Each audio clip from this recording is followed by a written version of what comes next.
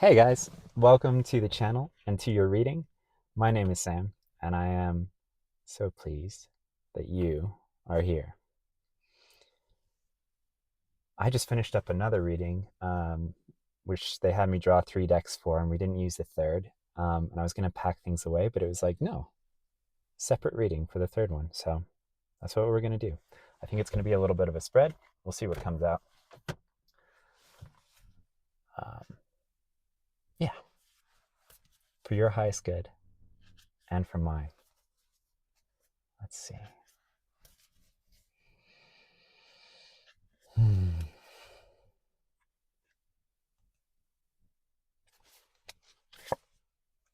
Ooh. Okay, let's see if I can get this to focus. Card number 23, the Experimenter.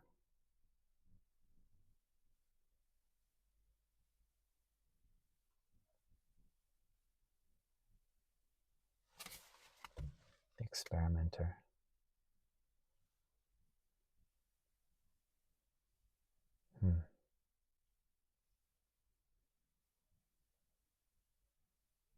Okay, yeah, we're going to do a spread.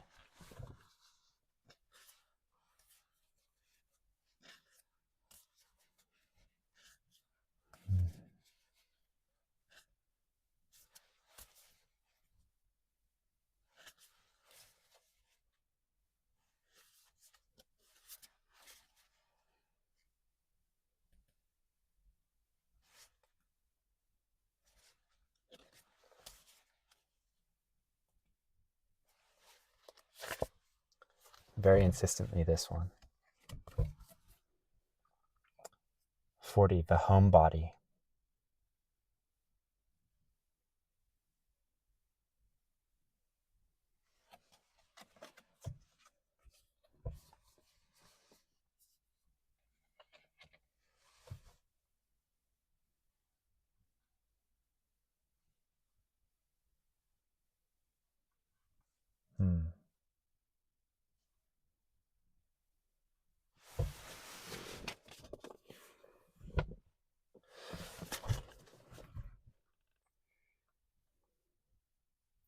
So the Homebody here is a feminine energy, and the Experimenter here is a masculine one.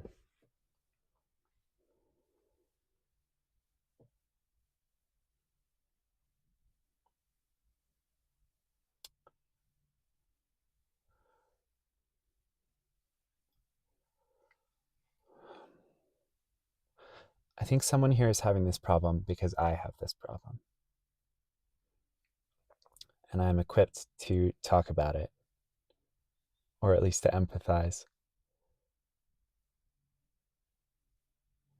I'm getting pushback like, no, you don't have this problem. You have it figured out.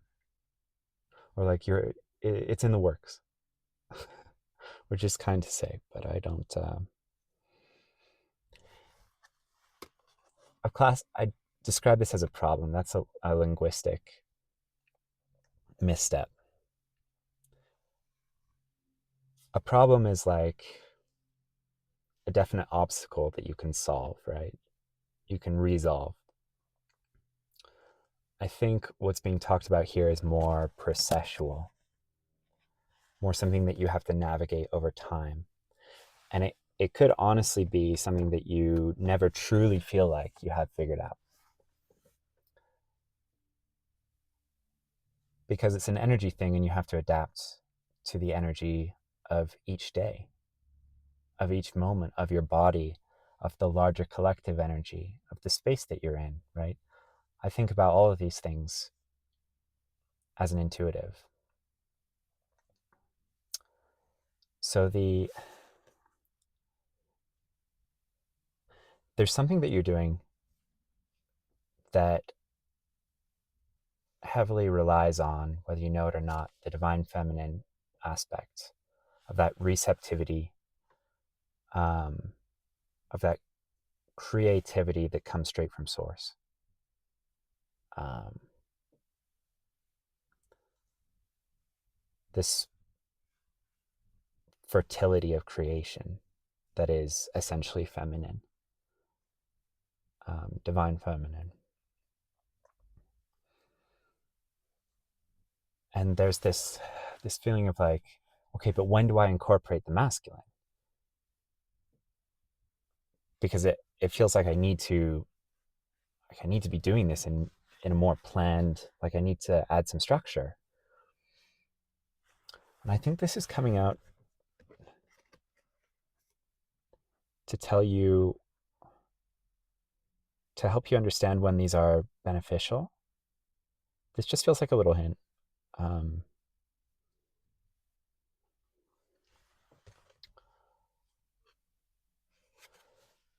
because if there's this element of the divine feminine which is overly receptive, then that's a homebody energy, right? We know that it's all within us, and why ever leave this space? And it's because the energy is different, right? And it can contribute to your creativity. Sometimes, the divine feminine is magnetic and attracts, and that's great. But sometimes, after you've been in the house for 3 or 4 days and you go out, like you can feel immediately better just because of the change of scenery, of like getting into a different energy. Because it can shift you, right? So you can still, like, this is a really good example. I drove in the car to the park to do something which is very feminine in terms of receptivity, in terms of bringing through, um, like all psychic acts, all psychic practices um, are essentially feminine, right? They're creative, but they they require your unique fractal of a vessel to express the message in the specific way, to bring the energy through in a specific way. Um, but it's mostly about being receptive to that energy, to that message, so that you can bring it through accurately or usefully, I'll say. Um, but without a little bit of the masculine element, I'm never making this video. You know what I mean? Like um, it gets me to pack the decks in the car, gets me to drive to the place. I use my sword's energy to discern, like, where's the perfect place to park that the sun won't be in my eyes, but it won't blind the camera either. It won't overheat the phone. I'm, far away enough from other people that they're not going to interrupt me or interject their own energies. Um, Also in a space where I don't attract too much attention, but I'm still in nature. Like all of this balance I find with the masculine. But if I got too caught up in this energy, I'd just be like rushing around. Uh, or I would never choose a parking space because I would be deliberating about the pros and cons too much of different spaces. So if you have questions about how to bring the masculine into this thing, it's to change up the energy and to get you out of, because a certain flavor of divine feminine can get you locked into the home body energy. And it's to get you unstuck from that and to, keep you unstuck. The, we can't, most of us can't sit around all day meditating. We have to eventually like cook some food, do some other stuff.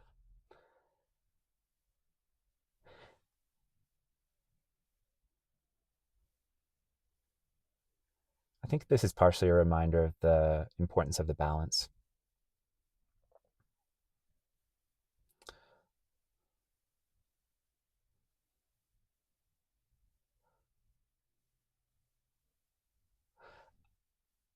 I'm distracted because I'm seeing a squirrel. I've been watching him go into a trash can, and he's pulled out like an entire, it looks like a big juice box.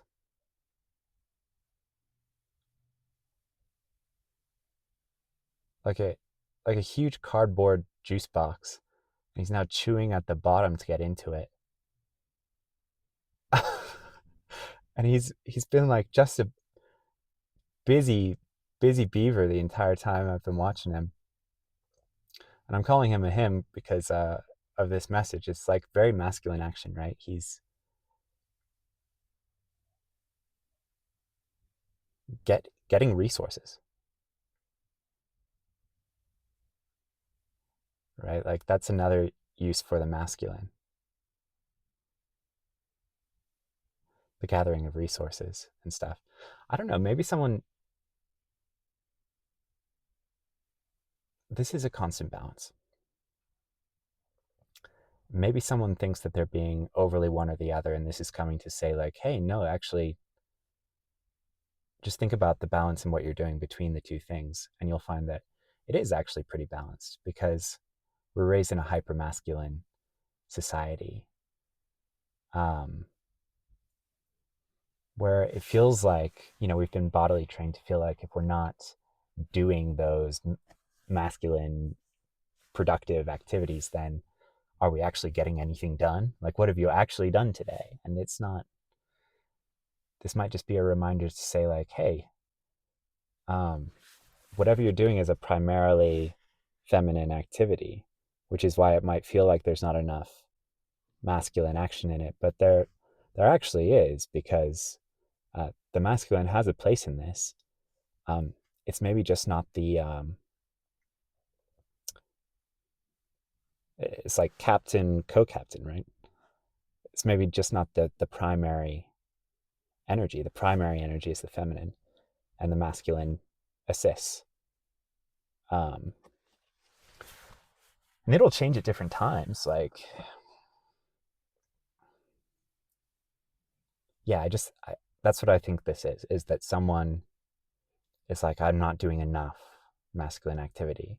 And this is coming through to say that, like, actually you are, you're just not recognizing how this comes in small ways, the masculine, and what the masculine's role is in what you're doing, perhaps. Um, with the experimenter, there's also something about the masculine gets you to think about how to do things differently and try different things, like that boldness to do the different thing rather than just sit in the bath and think about doing that different thing, or mull it over, be receptive to the idea, the acting on it. That playfulness to try different things is motivated by the feminine, but enacted by the masculine. So, yeah, just know that there is a yin and yang to what you're doing, even if you feel like it's like painfully yin. And there's also a reminder that it only feels painful because of the way that we've been bodily and trained to be so yang, and that whatever you're doing is less out of balance than the larger society is out of balance. Yeah, what a reassuring message. I needed to hear that too, so thank you for tuning in. Yeah, if you're new here, like, subscribe, stick around, and we'll do some more messages just for you and me and the other people who need to hear them.